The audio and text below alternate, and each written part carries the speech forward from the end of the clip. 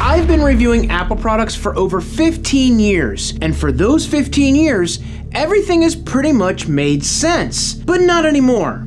Let me explain. For years, every time Apple releases a new product, it was a big deal. It usually came along with some sort of event, or at the very least, a well-polished video on YouTube. And the devices themselves made sense. You could almost predict what upgrades were coming in the next iPhone or MacBook. But over the last 2 weeks or so, something has changed. Since the iPhone 16e, we've gotten 2 new iPads, new MacBooks, new Mac Studios, and aside from the 16e, all without any kind of event to introduce it. And on top of that, something about the specs on these new devices doesn't make any sense at all. So, is this some kind of new secret strategy from Apple, or have they just lost their minds? Let's go back a couple weeks to a single tweet on February 13th from Tim Cook. Get ready to meet the newest member of the family. The new iPhone 16 was announced, and it left many people scratching their heads. I talk about this more in depth in a previous video, which I'll go ahead and link right here and down in the description. Fast forward to March 3rd, where we got another vague tweet from Tim Cook.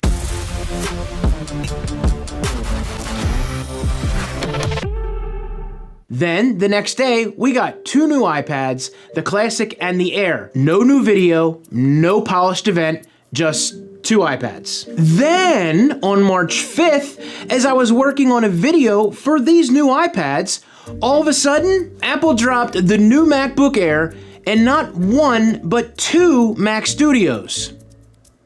More on that in a minute. Again, no polished video, just a quick social media post from Timmy, and it was only about the MacBook Air.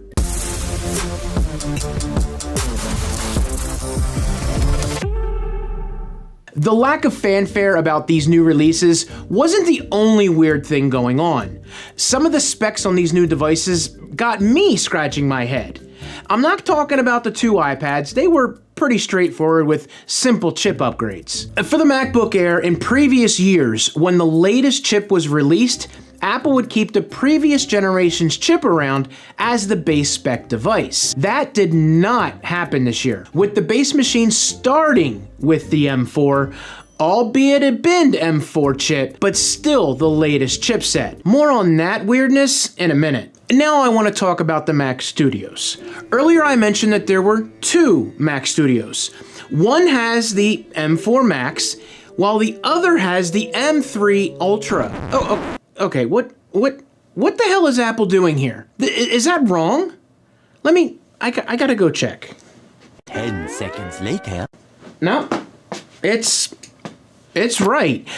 Let me explain to you why this is so weird. Normally when Apple releases updates to the Mac Studio, we get the same generation chip. For example, when the last Mac Studios were updated, we got an M2 Max and an M2 Ultra. Then why are we all of a sudden getting 2 Mac Studios with 2 different generations of chips? Normally, I like to stay away from the Mac Studio because they're more geared towards creatives, but if enough of you comment that you want me to cover it, then I'll make it happen. Let's not forget all the questionable decisions that went into the 16e. Go ahead and check out that full video here, and I'll go ahead and link it in the description. Moving on, let's talk about the prices for these new products. All but 2 devices that Apple has announced in the last couple weeks is technically the same starting price as the previous generation. In fact, and this is the weird part, the iPhone 16e, Apple's budget iPhone, the iPhone that is supposed to bring people into the Apple ecosystem, is the only new product to receive a price increase. The starting price is $100 more than Apple's last budget iPhone. We also saw a price decrease with the MacBook Air. Technically. Like I said before, normally the MacBook Air, the base device, has been given the previous generation chip, and now the base is actually the M4. Again, it's a bin chip, but it's still an M4. Now, based on Apple's pricing strategy in the past, you might expect the base MacBook Air to be $1099, but nope, it's $999. Basically, that means that you're getting the current chip at the previous gen pricing.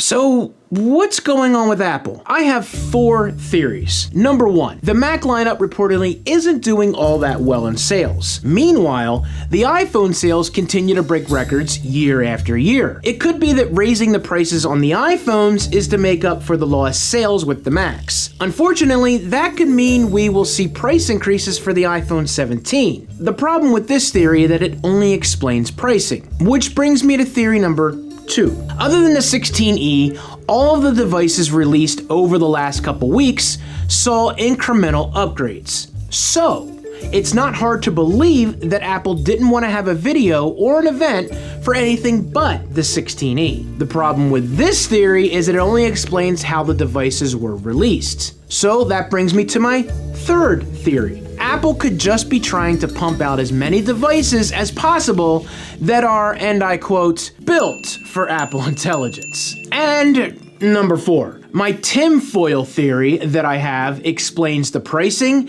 and the way that these devices were released is this. Apple could be planning a big software update, a new feature, or something that is going to require these new devices to support it.